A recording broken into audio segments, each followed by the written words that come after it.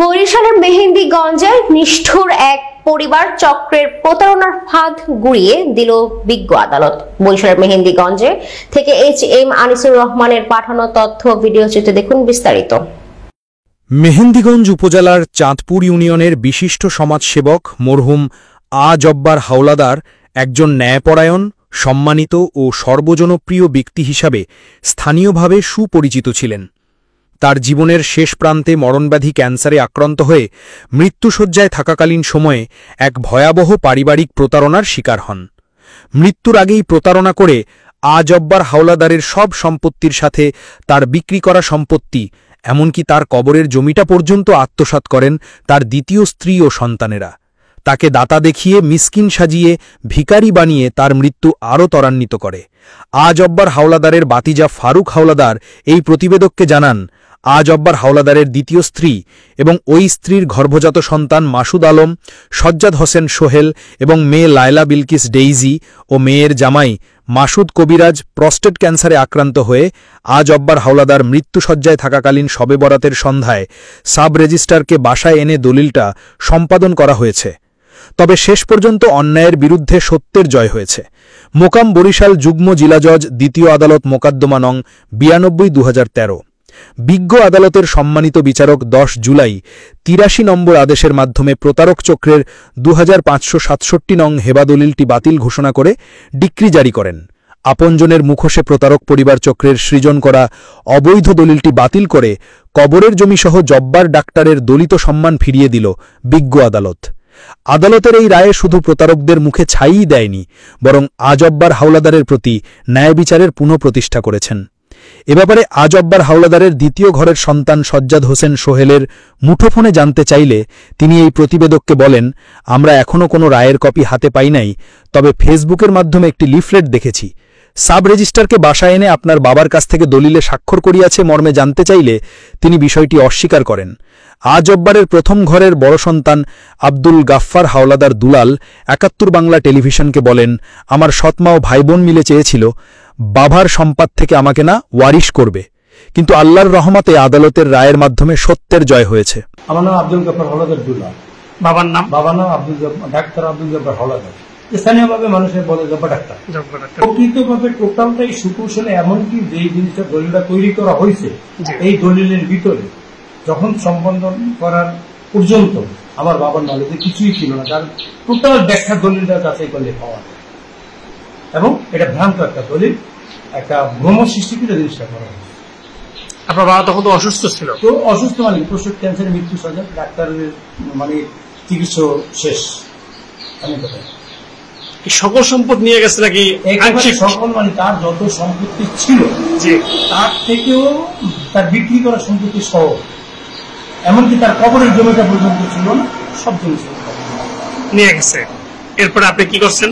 আমি মামলা করছি আদালতে, বরিশাল যুগ্ম জেলা দ্বিতীয় আদালতে মামলা করছি। আপনি আছেন আপনার বাবার ঘরের প্রথম সন্তান? আমি আমার বাবার প্রথম সন্তান, কিন্তু আমার মা মৃত। আর আপনার যে ভাইয়েরা সম্পদ নিয়েছে তারা হচ্ছে দ্বিতীয় ঘরের সন্তান। আপনি এখন যে হাইকোর্টের আদালত করছেন? আমি বরিশাল যুগ্ম জেলা দ্বিতীয় আদালতে মামলা করছি। সেই মামলায় ওই দলিলটা বাতিল চেয়ে মামলা করছি। ওই মামলায় আদেশ হয়েছে 10/7/2025 তারিখে 83 নম্বর আদেশ বিজ্ঞ আদালত দান করে।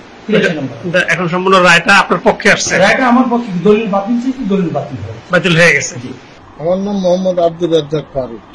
দলিল দিছে তখন সম্পূর্ণরূপে অসুস্থ ছিল। উনি যেদিন দলিল, উনি বলতে কে? চাচা জানাব জব্বার হাওলাদার।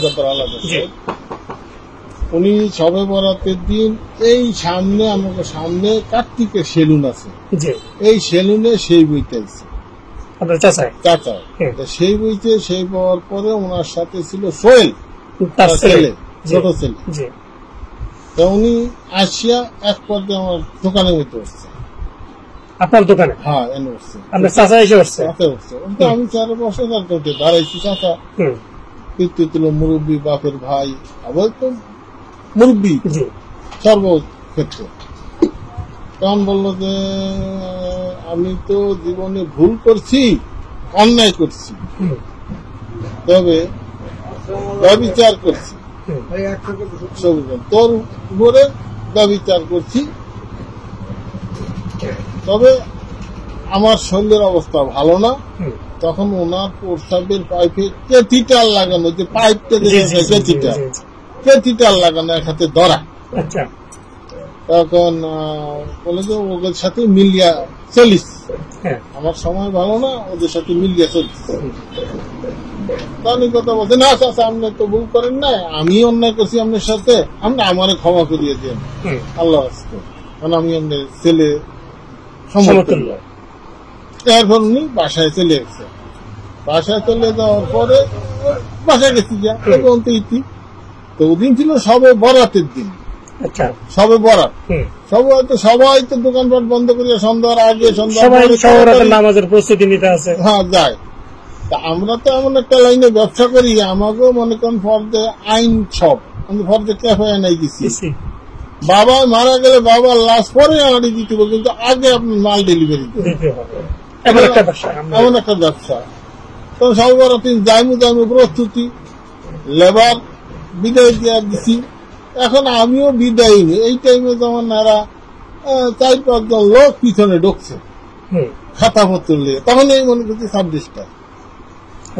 তা ওখানে যেমন খায়ের শিকদার করে একটা লোক আছে, ওখানে ওই মুক্তার গোল্লাকে সহযোগী, দালালি করে সহযোগী আরো জন আছি। তো খায়ের আমার কাছে কি খবর, চাষার দলিল সাবজেক্টটার ভিতরে গেছে, এটা আবুল খায়ের বললো। তো আবুল খায়ের আমি কথা বললাম, ফেরা দেয়া দস্তখত লইছে বা না লইছে এটা মানে তাদের তো সব নিজে আসছে। তারপর দলিলের গ্রহীতারা আর একজন হলো পরিচিত সাক্ষী জামাই, সবই তো হারল এক গ্রুপ। আর যে দাতা সে তো অসহায়, সে অসহায় না, সে তো রোগাক্রান্ত, তো মুমূর্ষ ক্যান্সার রোগী। আর উপায় এমন তো না পাইয়া মনে করেন আমার কাছে যে রিপোর্ট দিছে যে দস্তখত দিতে চায় নাই, তো পরবর্তীতে কিভাবে দস্তখত দিছে না লইছে না লইছে এটা আর আমি বলতে পারবো না। আপনি এই পর্যন্ত জানছেন যে তিনি দস্তখত দিতে চায় না। আর চতুর্দিকে তো চক্ষু গরম আসতেছে, ভাইয়া চক্ষু গরম, পোলারা চক্ষু গরম, ধান টান, মানে অন্ধকারে অসহায়। এই অসহায় অবস্থা সে কোথায় যাবে? ঠিক বাধ্য হয়েছে সে স্বাক্ষর দিয়েছে কি দিছে না এটা তো আর আমি বলতে পারবো। আর স্বাক্ষর দিয়ে থাকলে পরবর্তীতে কি আপনার চাচা কাছে কখনো জানতে চাইছিলেন? না, তো অসুস্থ হয়ে গেছে, ঢাকা নিয়ে গেছে। কারণ ওইটা দেওয়ার পরে উনি একটা মানে হাই, এখন পরবর্তীতে শুনলেন যে চাচার সকল সম্পত্তি তার ওই সোহেল বা তার মা ওয়াইফে অর্ধেক নিচে, জানছি যেটা ওয়াইফে অর্ধেক, আর 2 ছেলে আর 1 মেয়ে, এই 3 জনের অর্ধেক নিয়ে গেছে। মুক্তার থেকে জানতে পারছি। ধন্যবাদ।